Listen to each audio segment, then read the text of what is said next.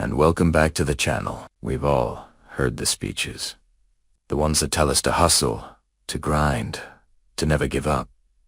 They feel great in the moment. We get that surge of energy, that rush of inspiration. But then, a day or two later, the feeling fades, and we're left right back where we started. What if I told you that the most powerful motivational speeches aren't about that fleeting feeling? They're built on a subtle, strategic blueprint designed to change your brain, not just your mood. Today, we're deconstructing the art and science of a truly great speech on hard work. We'll look at the neuroscience that makes them stick, the storytelling that makes them unforgettable, and the hard truths they must tell to have a lasting impact.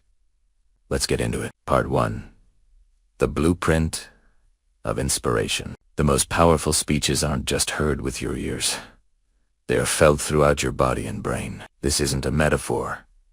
It's a measurable process. An effective speech works because it's a shared experience. As a speaker tells a story, their brain activity can actually become coupled with yours, creating a kind of mind meld.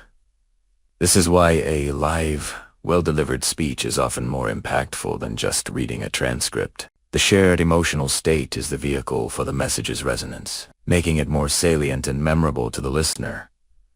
But for that to work, you have to trust the person speaking. And trust, according to psychological research, is built on 3 pillars: the speaker's knowledge, their relatability, and their genuine empathy for your challenges. You can feel when a speaker is being authentic versus when they're just performing a role. That authenticity creates an invisible bond that allows you to feel seen and understood in your own struggles, which is the necessary prerequisite for the rest of the motivational process to unfold. Part 2. The architecture of a compelling message. A great speech isn't just a list of tips. It's a masterclass in narrative and rhetoric, the power of storytelling. The most memorable speeches aren't lectures. They're human stories. Think of it like this. Facts can inform, but a story provides the emotional connection and relatability that makes a message truly impactful. A great narrative has a clear plot, a beginning, rising action, a central conflict, and a resolution. By sharing a personal story, the speaker becomes a relatable character, and their struggle becomes the proof for their message. Consider Ray Lewis's powerful speech.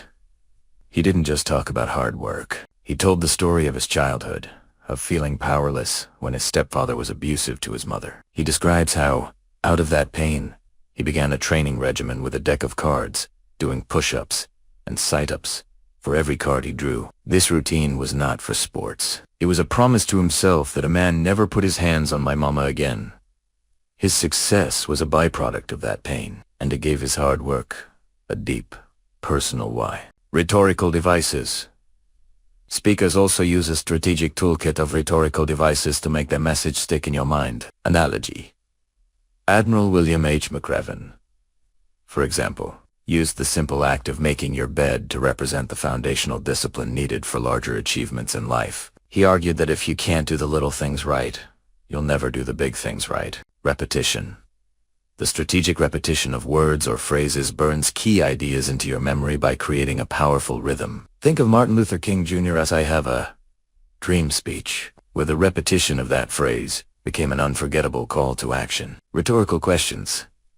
The speaker might ask a question not for an answer, but to provoke thought and build rapport. It forces you to mentally agree with them, creating a sense of shared understanding. These devices are not just for show. They are cognitive tools that turn abstract advice into a concrete, sensory experience you can replay in your mind. Part 3.